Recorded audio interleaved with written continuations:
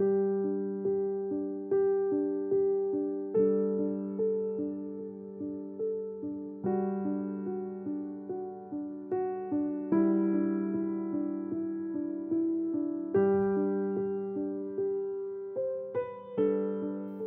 Saat Teduh Gereja Kristen Jakarta, Minggu 5 Januari 2025. Awalilah langkahmu. Dari Matius 13 ayat 1-9 dan 18-23. Pada hari itu, keluarlah Yesus dari rumah dan duduk di tepi danau. Lalu datanglah orang banyak berbondong-bondong dan mengerumuni dia, sehingga ia naik ke perahu dan duduk di situ, sedangkan orang banyak semuanya berdiri di pantai. Ia menyampaikan banyak hal dalam perumpamaan kepada mereka.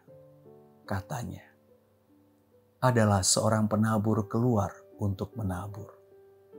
Pada waktu ia menabur, sebagian benih itu jatuh di pinggir jalan, lalu datanglah burung dan memakannya sampai habis.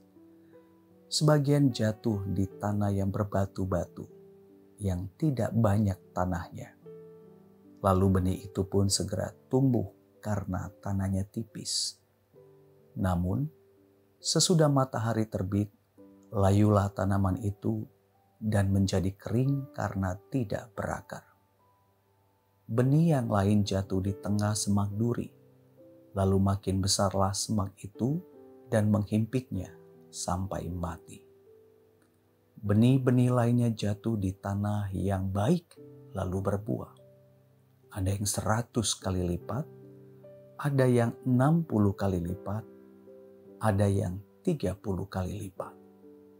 Siapa bertelinga, hendaklah ia mendengar. Karena itu, dengarlah arti perumpamaan penabur itu.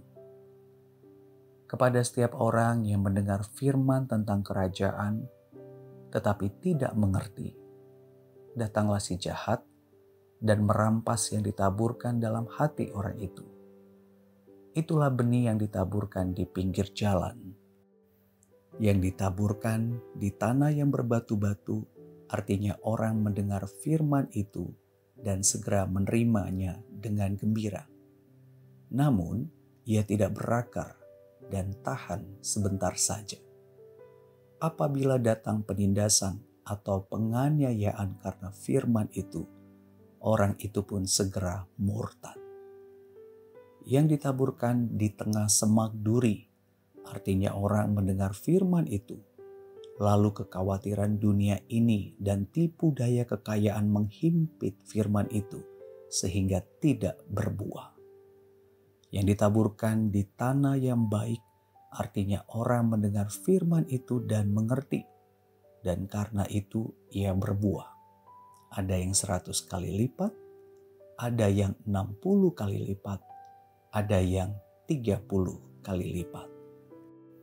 Saudara, dalam kehidupan ini selalu ada awal dan akhir, termasuk di setiap tahun. Selalu ada awal dan akhir tahun.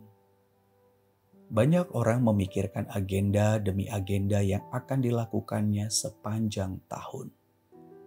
Tak sedikit pula yang merenungkan resolusi hidupnya dengan serius di setiap awal tahun. Berbagai resolusi seperti menjadi orang yang lebih baik, lebih sehat, dan lebih sukses di tahun yang baru. Namun, berapa banyak orang, termasuk kita, yang mau memikirkan kedewasaan rohani kita sebagai hal yang sangat penting dalam memulai langkah hidup kita di setiap tahun. Dalam perumpamaan tentang seorang penabur, tersirat perbedaan antara keapatisan rohani dan kedewasaan rohani. Menurut Edmund Chan dalam bukunya Life and Legacy, musuh dari kedewasaan rohani bukanlah ketidakdewasaan rohani, melainkan keapatisan rohani. Keapatisan rohani adalah pengabaian terhadap hal-hal mengenai Tuhan dan firman-Nya. Dalam perumpamaan ini, Keapatisan rohani tercermin dari benih yang jatuh di 3 tempat berbeda. Sebagian benih jatuh di pinggir jalan, sebagian benih lainnya jatuh di tanah berbatu yang tidak banyak tanahnya. Sebagian lagi jatuh di tengah semak duri.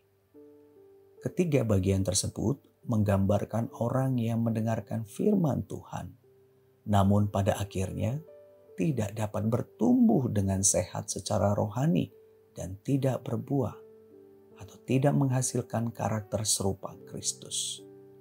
Karena mengabaikan Tuhan sebagai yang terutama dalam hidupnya, serta mengabaikan untuk memahami dan melaksanakan firman-Nya. Berbeda dengan sebagian benih yang jatuh di tanah yang baik, yang menggambarkan orang yang mendengarkan firman Tuhan dan melakukannya. Hidupnya bertumbuh sehat secara rohani dan berbuah, menghasilkan karakter serupa Kristus. Saudara, sepanjang tahun ini, tema besar khotbah Gereja Kristen Jakarta adalah bertumbuh menuju kedewasaan rohani. Oleh karena itu, kita perlu memikirkan dengan serius mengenai kedewasaan rohani kita.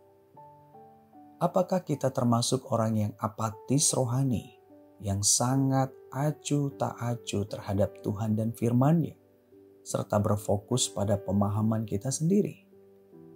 Jika itu yang kita lakukan, maka kita tidak akan dapat bertumbuh dengan sehat secara rohani dan tidak akan berbuah lebat. Edmund Chan berkata, ketika kita menjadi apatis terhadap hal-hal yang berkaitan dengan Tuhan, kita kehilangan orientasi rohani dalam kehidupan. Oleh karena itu, kita kehilangan hasrat dan kompas rohani dalam hidup kita.